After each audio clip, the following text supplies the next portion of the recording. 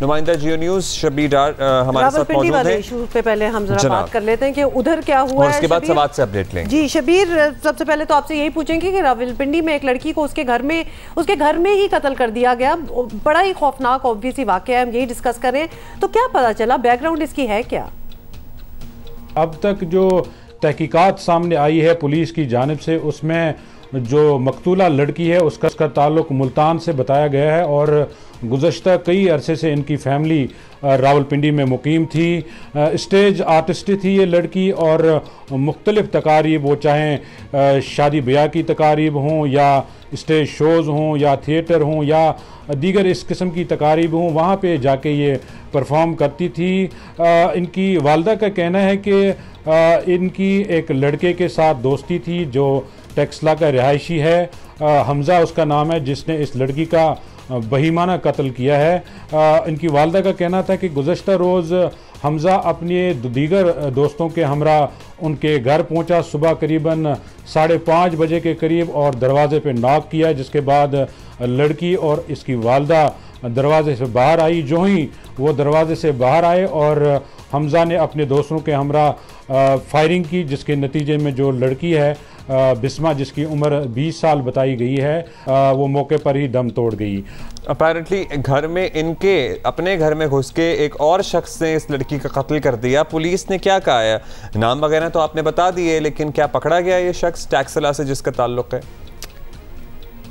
जी, CPO Rawalpindi Umar Saeed Malik ने इस वाक़े का नोटिस ले लिया था और जिसके बाद एसएसपी ऑपरेशंस, एसपी इन्वेस्टिगेशंस और मुतलका थाने का जो एसएचओ है उनको अहकामात जारी किए थे कि मुल्ज़िमान की फौरी गिरफ्तारी मुमकिन बनाई जाए, लेकिन अभी तक न मरकज़ी मुल्ज़िम का कोई पता चला है, ना उसके साथ जो दीगर मुल्ज़िमान इस वाक़े में शरीक थे, ना उनका कोई पता चला है। पुलिस ने टीमें तो तश्कील दी हैं, जो टेक्सला भी पुलिस की टीमें गई हैं, जहां जहां मरकज़ी मुल्ज़िम के राब्ते थे या उनके रिश्तेदार हैं वहां पे भी छापे मारे गए हैं, लेकिन अभी तक कोई कामयाबी पुलिस को हासिल नहीं हुई। शबीर डार, बहुत बहुत शुक्रिया for giving us the update. अब वो पूरी ऑब्वियसली डिटेल में ये पता चला कि वो लड़की जो थी वो वैसे ही एक परफॉर्मर थी, दोस्ती थी, वो बंदा आ गया और उसको मारने के लिए बहुत सी दुनिया, I am sorry can I just point it out because यहाँ जस्टिफाई कर देते हैं इस बात को कि जी वो तो परफॉर्मर थी, तो मतलब मरने के लिए तो तैयार नहीं थी ना। और बाकी जो जिसकी दोस्ती थी उसको भी तो पता था कि वो क्या करती है। So what ever the reason might be, उसको उसी के घर में मार दिया गया। एंड आई होप वो पकड़े जाए। हम यहाँ बैठ के उनका नाम ले रहे हैं तो उनको पकड़ना शुडंट बी दैट डिफिकल्ट। अच्छा जी, एक और वाक़या आपको बताइए, वहाँ तो कोई कसूर, मतलब खैर कहीं भी किसी को कत्ल करने का क्या जवाब हो सकता है, लेकिन यहाँ पे ये वजह बनाई गई, वहाँ पे कोई पर्सनल कॉन्फ्लिक्ट ज़ाहिर था और यहाँ पे ये वजह बनाई गई कि पसंद की शादी कर। अच्छा, वहाँ शादी जहाँ ना हो तो वहाँ इस वजह से कत्ल हो जाता है कि जी शादी भी नहीं हुई इनकी, तो और फिर जहाँ शादी हुई है तो इस वजह से हो जाएगा कत्ल, क्योंकि शादी हुई। महबूब अली हमारे साथ मौजूद है, नुमाइंदा है हमारे सवाद से। बहुत शुक्रिया। बताइएगा, इस नौयत का पहला वाक़या सर्टनली नहीं है इस इलाके में।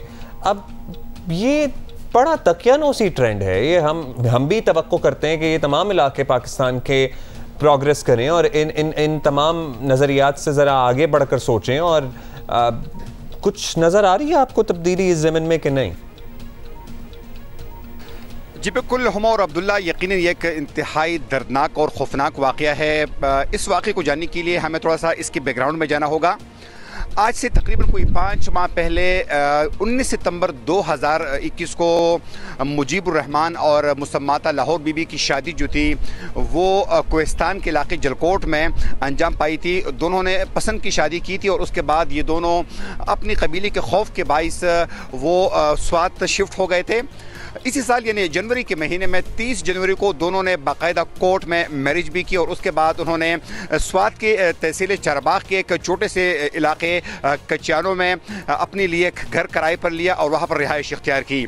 ताम पुलिस के मुताबिक कुछ नामालूम अफराद उनके घर में दाखिल हो गए और दोनों को बेदर्दी से कत्ल किया है। पुलिस के मुताबिक दोनों को चाकू की वार से कत्ल किया गया है। उसके बाद पुलिस ने मुख्तलिफ इलाकों में सर्च ऑपरेशन भी किया है और मुल्जिमान को ढूंढने की कोशिश भी कर रहे हैं, लेकिन अब तक वो मुल्जिमान जो है वो पुलिस के हाथों नहीं आए हैं। तमाम पुलिस को ये शुबा ज़रूर है क्योंकि दोनों का ताल्लुक कोहिस्तान से है और कोहिस्तान एक कबायली इलाका है। चूँकि इन दोनों ने अपने बुजुर्गों की मर्जी के बगैर शादी की थी, इसलिए मुबैना तौर पर वो लोग जो है इसमें इन्वॉल्व हो सकते हैं।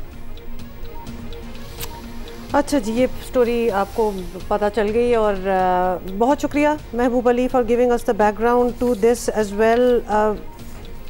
क्या कहा जा सकता है? सीरियसली आई एम स्पीचलेस, क्योंकि हम सारी बातें जहां हम पूरी आपको एक ट्रैजेक्टरी बता रहे हैं कि नई शादी हुई तब कत्ल, शादी होगी तब कत्ल।